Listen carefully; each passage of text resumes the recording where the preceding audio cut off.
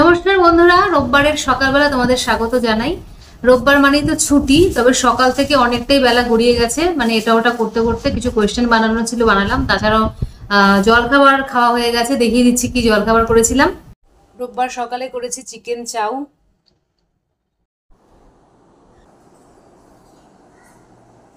আর এখন আমি চিকেনটাকে ধুয়ে রেখে দিয়েছি আর মশলাপাতি করে রেখেছি, রান্নাটা করব। তার আগে তোমাদের একটা জিনিস দেখাই, সেটা হচ্ছে যে অর্পণ জন্য একটা ব্যাগ নিয়ে এসছে বাবা। সুন্দর কালার, যেহেতু ল্যাপটপও এর মধ্যে নিয়ে ক্যারি করতে হয়, তার জন্য একটু ভালো দেখে একটা ব্যাগ নিয়ে এসছে। আর বলে রাখি, অর্ক শুক্রবার রাত্রেবেলা এসছে, আর এই মাঝখানে শনিবার ছিল, আর আজকে রোববার চলে যাবে বিকেলবেলা। তো ওই জন্য ব্যাগ ট্যাগ যা লাগবে সেগুলো আর কি রেডি করে দেওয়া হচ্ছে। তো এইবারে কথা হচ্ছে যে আমি এখন রান্না বান্না শুরু করব। আর শরীরটা আমার আজকে মোটামুটি একটু ঠিক আছে, কালকে ডক্টর দেখিয়ে এসেছি, ওষুধ টষুধ খাচ্ছি, তবে ওই আস্তে আস্তে কমবে আর কি, একবারে তো কমে যায় না ছট করে। তো চলো এবারে চিকেন রান্নাটা তোমাদেরকে দেখাই, তারপরে অন্যান্য কথা আবার আসছি। ইতিমধ্যে বাইরে বৃষ্টি শুরু হয়ে গেছে, যেমন রোদের মধ্যে বৃষ্টি, খুব বেশি না, মানে আকাশে পুরো খটখটে রোদ আর তার মধ্যে বৃষ্টি পড়ছে। তারপর একটু দেখো, এই দেখো, ঠিক আছে, পুরো আকাশে রোদ কিন্তু আর ওই যে বৃষ্টি পড়ছে। এটা হয় বর্ষাকালে মাঝে মাঝেই, বিশেষ করে ভাদ্র মাসে খুব দেখা যায়। রান্না করতে চলে এসেছি বন্ধুগণ। আজকে না ভাবছি কি চিকেনটাকে প্রথমে একটু ফ্রাই করে নেবো। এই দেখো, চিকেনটা তো ধুয়ে রেখেছি, কড়াইও এখানে বসিয়ে দিয়েছি, দেখাচ্ছি তোমাদের। গ্যাসটা জেলে তেল দিয়ে রেডি করে নিয়ে আগে।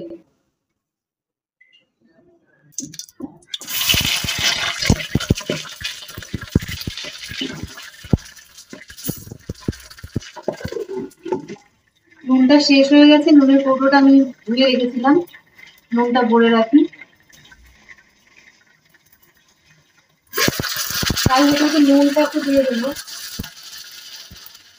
আর দেবো হলুদ গুঁড়ো।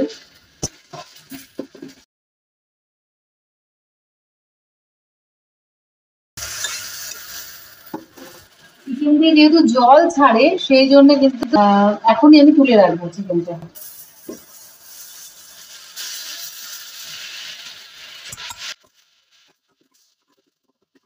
ফ্রাই করে তুলে রাখলাম। এর মধ্যে আমি আরেকটু তেল অ্যাড করবো। ফোড়নের জন্য দেবো দারচিনি, এলাচ আর লবঙ্গ, তেজপাতা, শুকনো লঙ্কা। একটু গন্ধ বেরোতে এর মধ্যে পেঁয়াজ দিয়ে দেবো।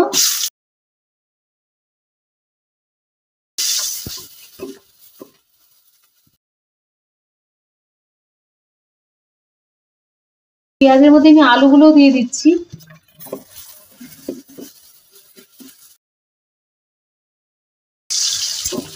এবার পেস্ট করেছি, এই দেখো, আদা রসুন কাঁচা লঙ্কা টমেটো দিয়ে দিচ্ছি।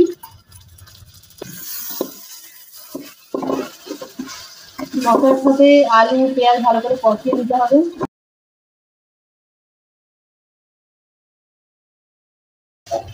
গোলমরিচের গুঁড়ো দিলাম, মশলাগুলোকে কষিয়ে নেব। মশলা বেশ ভালোভাবে কষা হয়ে গেছে, দেখতেই পাচ্ছ। এবার আমি এর মধ্যে অ্যাড করবো ওই ভেজে রাখা চিকেন গুলো। আবার সুন্দর করে কষাতে হবে।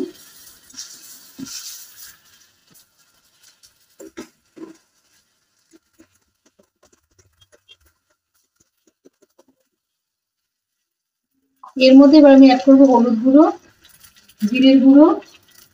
চিকেনে নুন দিয়েছিলাম বলে অল্প করে নুন দিয়ে দিলাম। এখন নাড়াচাড়ার পর একটু ঢেকে রাখবো, জল দেবো না। মাঝে মাঝে ঢাকনা খুলে খুলে নাড়বো, আবার ঢেকে রাখবো, মানে যেন তলায় লেগে না যায় সেটা দেখতে হবে। Good evening.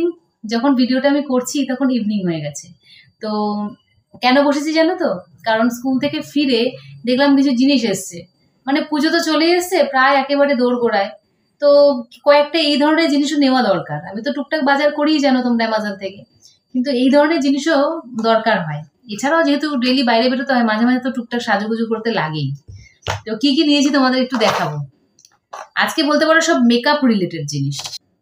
এ দেখো, নিয়েছি ছোট্ট কুচি একটা ফেসেস ক্যানাডার 3-in-1 ফাউন্ডেশন, ময়েশ্চারাইজার আর সানস্ক্রিন।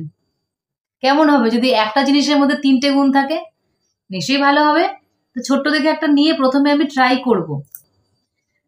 তো জিনিসটা একদমই অল্প অল্প লাগবে। আর আমাদের কি হয়, প্রথমে সত্যিকারের মানে এই যে কোটের পর কোট দিতে হয় না, মানে বিশেষ করে আমি বলছি আমার কথা, যখন ধরো আমি বেরোই কোথাও, প্রথমে আমাকে একটুখানি টোনিং করতে হয়, মানে রোজ ওয়াটার দিই, তারপরে ময়েশ্চারাইজার লাগাতে হয়, তারপরে সানস্ক্রিন লোশন লাগানোর পর আমি জানি যদিও যে তার উপরে সিসি ক্রিম, বিবি ক্রিম বা অন্য কোনো ক্রিম লাগানো যায় না, বা অ্যালোভেরা জেল কিছুই লাগানো যায় না, সানস্ক্রিনটা মেখেই বেরিয়ে যেতে হয়, কিন্তু তার উপরে আমি আবার একটা কিছু ক্রিম লাগাই, ধরো অ্যালোভেরা জেলও অনেক সময় লাগাই। তো 3-4টে কাজ স্টেপ বাই স্টেপ করতে সত্যি ভালো লাগে না। সেই ক্ষেত্রে যদি এরকম একটা জিনিস পাওয়া যায় যে চট করে আমাদের মানে স্ত্রী ফিরিয়ে দেবে আর কি, যেহেতু ফাউন্ডেশনের মধ্যে রয়েছে, তো সেই জন্য আমার মনে হয় প্রোডাক্টটা খুবই ভালো।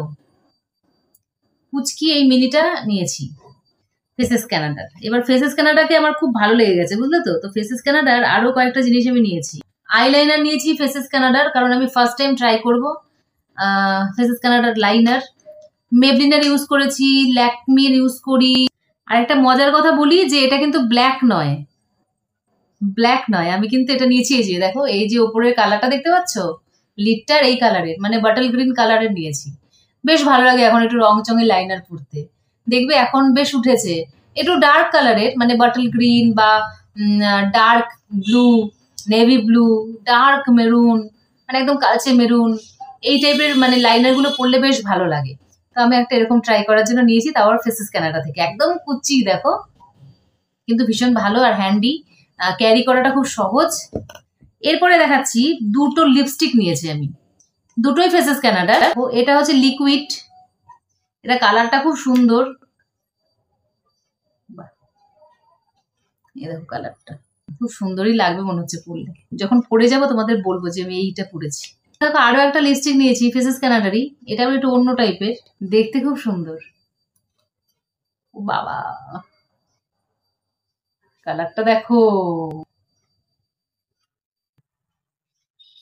দুটো কালারই আমার পছন্দ হয়েছে। ওটা হচ্ছে পিঙ্কের ওপর শেডটা, এটা মেরুনের ওপর, দুটোই আমি খুব পরবো। এই দুটো নিয়েছি শেড। দেখো মেকআপের আইটেম নিলাম, তার সাথে যদি একটু জুয়েলারি না নেওয়া হয় তাহলে কি অতটা মানায় বলো।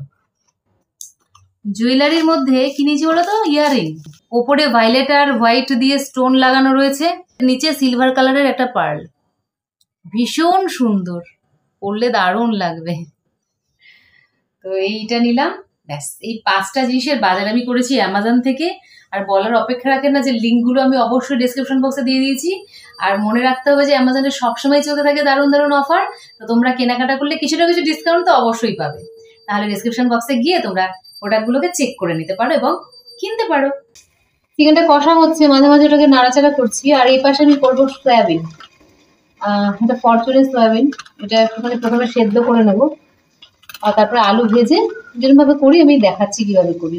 মানে পরিমাণ মতো কষানোর পর আমি জল দিয়ে দিচ্ছি, জল দিয়ে এবার এটাকে ঢেকে রাখবো। ছেলের জন্য একটা মাছ ভেজে দিচ্ছি, ভালোবাসি মাছ ভাজা।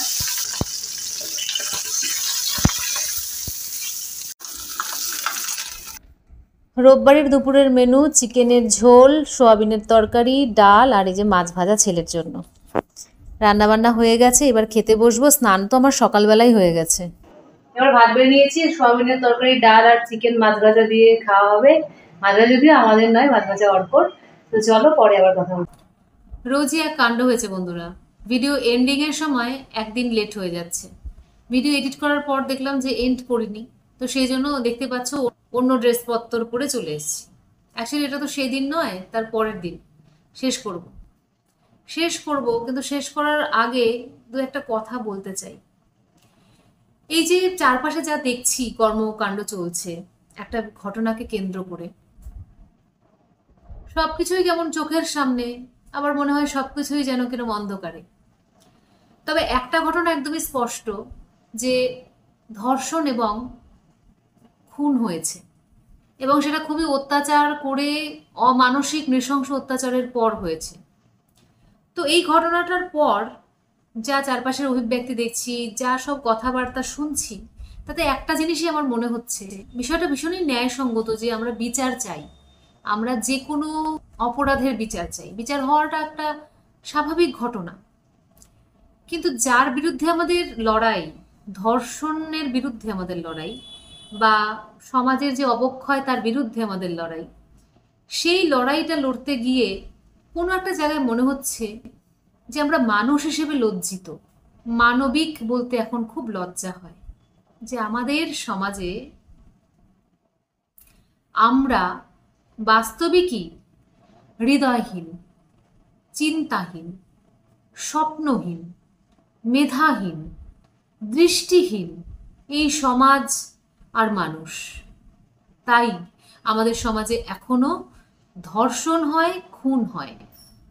বিচার তো অবশ্যই দরকার, এবং তার পাশাপাশি যেটা দরকার, খুব বেশি করে দরকার, আরো যাতে এরকম অপরাধ না হয় তার জন্যে দরকার, সেটা হলো আমাদের যে রেপিস্ট মনস্ক সমাজ, আমরা যে রেপকে প্রচ্ছন্নভাবে সমাজীকরণ করে দিয়েছি, সেই বিষয়টা নিয়ে বোধহয় ভাবা দরকার। 10 থেকে 12 বছর হতে না হতেই একটা মেয়ে সন্তানকে কি শিক্ষা দিই? ঠিক করে জামা কাপড় পরবে, কি ছোট পোশাক পরবে না, রাস্তাঘাটে কেউ ডাকলে যাবে না, রাতের বেলা বেরোবে না, সভ্য ভদ্র হয়ে থাকবে, জোরে হাসবে না। হ্যাঁ, অনেক সময় অনেক বাড়িতে এটাও রেস্ট্রিকশন থাকে, সাজগোজ করা যাবে না, থাকে। তো এইগুলো কি মনে হয়, এগুলো প্রচ্ছন্নভাবে রেপিস্টকে আমরা মদত যোগাচ্ছি না? মানে কোনো না কোনো ক্ষেত্রে আমরা একটা রেপিস্ট সমাজকে মান্যতা দিচ্ছি না? এমনই তো আমরা শেখাচ্ছি বাচ্চাকে, যে আমাদের চারপাশে রেপিস্ট ঘুরে বেড়াচ্ছে, আমাদের কোথাও নিরাপত্তা নেই, তাই নয় কি? এই ধরনের মনস্ক যখন আমরা হই, তখন আমরা মনে প্রাণে বিশ্বাস করি যে আমাদের চারপাশে রেপিস্ট ঘুরে বেড়াচ্ছে, এবং রেপিস্টরাও ভাবে যে হ্যাঁ এটাই স্বাভাবিক। সবার আগে এটা দরকার যে আগে বোঝা যে অ্যাকচুয়ালি মানে রেপিস্টকে আমরা তাড়াবো নাকি রেপিস্টের মধ্যেই আমরা ঘুরে বেড়াবো, রেপিস্টকে আমরা ক্ষমার নজরে দেখবো, এবং ভদ্রলোকেদের মধ্যে একটা রেপিস্ট মানুষকে আমরা পুষতে থাকবো। কারণ আমরা তো সবসময় মেয়েদের এগুলোই শেখাই যে বাইরে কিন্তু রেপিস্ট ঘুরে বেড়াচ্ছে, তোমার কিন্তু বিপদ যে কোনো সময় হতে পারে, তাই নয় কি? একটু ভাবনার দরকার আছে। ছুড়ে দিলাম তোমাদের দিকে এই প্রশ্নটা। তোমাদের হিসেবে কি বলে কমেন্ট করে জানিও কিন্তু।